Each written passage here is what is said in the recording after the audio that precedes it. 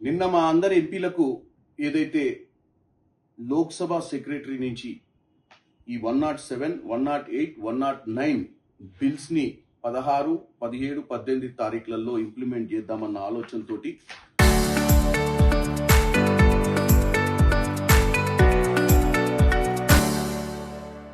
ఒకటి మహిళా reservation, 2 delimitation, 2 seat పెంపుదల గురించి ఏదైతే నిర్ణయాలు తీసుకుందాం అనుకుంటున్నారో ఈరోజు దేశవ్యాప్తంగా కూడా అన్ని పొలిటికల్ పార్టీస్లో ఒక చర్చ, ప్రజలలో కూడా చర్చ మొదలైంది.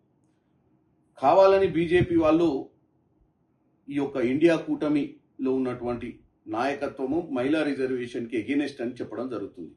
ముఖ్యంగా కాంగ్రెస్ పార్టీ మల్లికార్జున్ ఖర్గే గారు కూడా మొన్న జరిగినటువంటి పార్లమెంట్ సమావేశాలలో లాస్ట్ 2 days ముందు ఏదైతే ఈ యొక్క లీక్ అయిందో న్యూస్, ఏది ఇట్లా 16th, 17th, 18th parliament extension సమావేశాలు పెట్టి ఈ యొక్క బిల్లుల గురించి చర్చ జరుగుద్దని తెలిసినప్పుడే రాజ్యసభ ఫ్లోర్ మీద క్లియర్గా చెప్పడం జరిగింది. ఏంటంటే ఈ 3 రోజులు పెట్టకండి, ఎందుకంటే వెస్ట్ బెంగాల్, తమిళనాడు ఇంకా 5 రాష్ట్రాలలో ఎన్నికలు జరుగుతుంది. 29వ తారీఖు తర్వాత ఆల్ పార్టీ మీటింగ్ పెట్టి ఆ తర్వాత సెషన్ని తీసుకోండి. అప్పుడు మెంబర్స్ అందరితోటి అన్ని పొలిటికల్ పార్టీస్ డిస్కషన్ చేసి ఒక లెంతీ ఎక్సర్సైజ్ ఇది.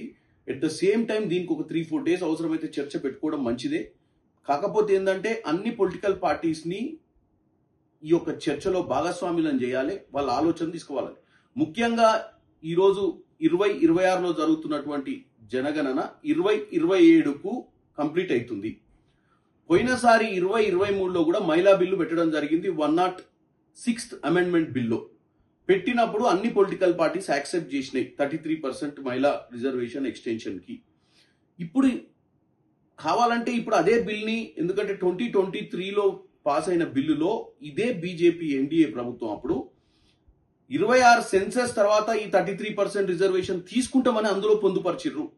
ఇప్పుడు కావాలంటే మీరు 33% 543 మెంబర్స్లోనే 33%ని మీరు ఇంక్లూడ్ చేసే విధంగా ముందుకు పోతే మాకు అభ్యంతరం లేదు.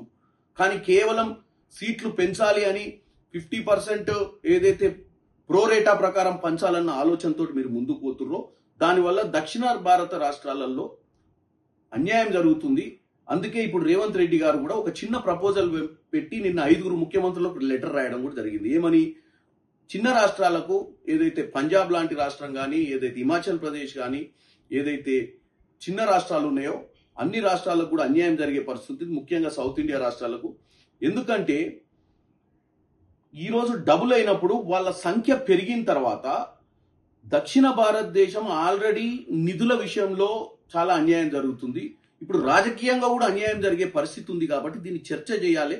50% ప్రోరేటా ప్రకారం తీసుకోండి, 50% మెరిట్ బేసిస్ ప్రకారం తీసుకోమని చెప్పి ముఖ్యమంత్రి గారు చెప్పడం జరిగింది. మెరిట్ బేసిస్ అంటే GSDP, performance of the state on all angles. Performance of the state ఏది ఆర్థిక పరంగానే కాకుండా రాష్ట్రం ఏదైతే అభివృద్ధిలో ఉందో, ఏ రాష్ట్రం ఈ భారతదేశ అభివృద్ధికి పాటుపడుతుందో అటువంటి విషయాలను తీసుకోవాలని కన్సిడర్ చేస్తారు. కాబట్టి మేము కూడా ఈరోజు పార్లమెంట్లో రేపు జరగబోయే పార్లమెంట్లో ఇదే అడగబోతున్నాం.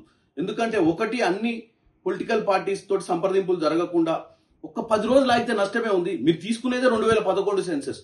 నిజంగానే 26, 27 సెన్సస్ తీసుకుంటున్నారు అంటే ఇంకా టైం ఉంది. ఇప్పుడు 11 సెన్సస్ లో పెద్ద చేయాల్సింది ఏం లేదు. డేటా అంతా రెడీగానే ఉంది. మరి అప్పుడు అన్ని రాష్ట్రాలలో ఉన్నటువంటి పాపులేషన్ ప్రకారం చేస్తారా? ఎందుకంటే సడన్ గా 816 ఉంది, 850 చేసారు నిన్న, 850 దాకా అని. మరి ఇప్పుడు చర్చ ఏం చేస్తారో తెలియదు. ఎందుకంటే 815 ఏమో రాష్ట్రాలకు, 35 ఏమో యూనియన్ టెరిటరీకి అన్నారు. ఇదంతా కన్ఫ్యూజ్ చేస్తున్నారు. ఎందుకంటే వాళ్లకు సంఖ్య ఉంది కదా, మాకు బుల్డోజ్ చేస్తామనే విధంగా ముందుకు పోతున్నారు బీజేపీ ప్రభుత్వం. కంపల్సరీ చర్చ చేయాలి. మేము ఉమెన్ రిజర్వేషన్కి ఎగెనిస్ట్ కాదని చెప్తున్నాం.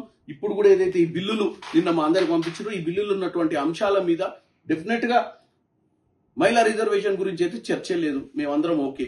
బట్ సీట్లు పెంపుదల 26 కాస్ట్ సెన్సస్ ని కన్సిడర్ చేస్తురా లేదో కూడా ఇందులో మెన్షన్ చేయలేదు. కాబట్టి చాలా కన్ఫ్యూజ్ చేసే ప్రయత్నం చేస్తున్నారు.